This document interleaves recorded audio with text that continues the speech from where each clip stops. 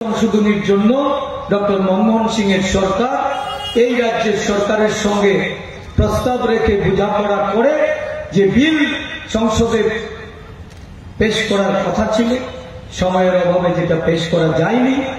10 বছর কাটিয়েছে বিজেপির এই কেন্দ্রের সরকার, ফিরেও তাকায়নি।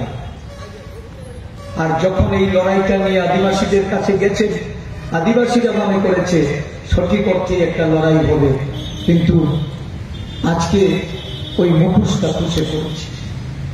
যারা গত বিধানসভা নির্বাচনে, আমি জানি না কিসের বিনিময়ে, তবে গুয়াহাটিতে বসে আলোচনা হয়েছে, কারণ ওই ব্যক্তিটিকে আমরা ভালো করে চিনি, যিনি এই উত্তর পূর্বাঞ্চলটাকে অর্থ বলে বলিয়ান হয়ে ওই বিভিন্ন দুষ্কর্মের অর্থ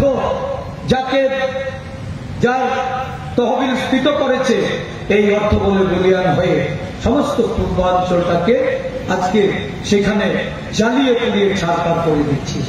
সেই লোকের সঙ্গে বসে বোঝাপড়া করে যখন সেফ পেসেস করে দিল, 42টি আসনে প্রতিদ্বন্দ্বিতা করে আজকে 39% ভোট পেয়ে যারা সরকারে বসেছে, দেশের 61% ভোটাররা তাদেরকে ভোট দেয়নি।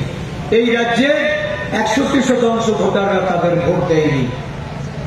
সংখ্যালঘিষ্ঠ ভোটের সরকারে এসে তারা বুঝে গেছে যে মানুষকে গণতন্ত্রের অধিকার দেওয়া যাবে না। তাদের স্বাতন্ত্র্য বা বিরোধী দলের স্বাতন্ত্র্য বজায় রাখলে সেই দিন বেশি দূরে নয়, আমাদেরকে এই রাজ্য থেকে বিদায় নিতে হবে। এবং তার জন্য সন্ত্রাসটা কায়েম করো, সন্ত্রাসকে হাতিয়ার করো, সন্ত্রাসকে হাতিয়ার করে যারা নির্বাচনে জয়লাভ করতে চায়, আজকে তাদের বিরুদ্ধে জোটবদ্ধভাবে লড়াই করার জন্য ইন্ডিয়া জোট হয়েছে, 27 দলের জোট হয়েছে, ত্রিপুরা রাজ্যে 8 দলের জোট হয়েছে। কারণ আমাদের কাছে মানুষ বড়, রাজ্যের মানুষ বড়, দেশের মানুষের স্বার্থ বড়।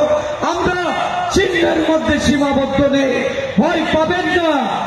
কংগ্রেস কমিউনিস্ট যারা করেন, যারা এই রাজ্যের কংগ্রেস কমিউনিস্টের মন্ত্রে বিশ্বাস করে দীর্ঘদিন রাজনীতির ময়দানে আছে, তারা বিজেপিকে চিনে ফেলেছে।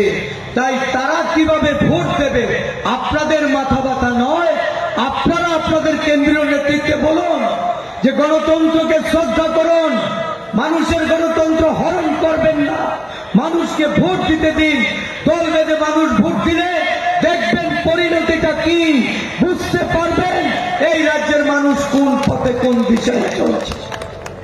আমরা বিশ্বাস করি, গণতন্ত্রের প্রতি শ্রদ্ধা করে নির্বাচনে লড়াই করি। ফ্ল্যাগ ফেস্টুনের উপর আজকে আপনাদের অতিরিক্ত নজর, নিজেদের বেশি বেশি লাগাতে হবে, আর বিরোধী দলের গুলি ফেলে দিতে হবে, জ্বালিয়ে দিতে হবে, নষ্ট করে দিতে হবে। এই রাজ্যের মানুষ ফ্ল্যাগ ফেস্টুন যেমন তারা মনে করেন যে একটা নির্বাচনী প্রচারে সেটাকে ব্যবহার করা প্রয়োজন, আর যখন তারা দেখে যে বিরোধী দলের প্রচার সজ্জা নষ্ট করে দিয়ে, বিরোধী দলের প্রচারে বাধার সৃষ্টি করে যারা নির্বাচনে জয়লাভ করতে চায়, তাদেরকে কিন্তু ক্ষমতায় ফেরাবে না, তাদেরকে ক্ষমতাসীন করবে না। আগামী দিন আমাদের জোট এই রাজ্যের মানুষের জন্য কথা বলবে, এই দেশের গণতন্ত্রকে বাঁচিয়ে রাখার জন্য, সংবিধানকে রক্ষা করার জন্য।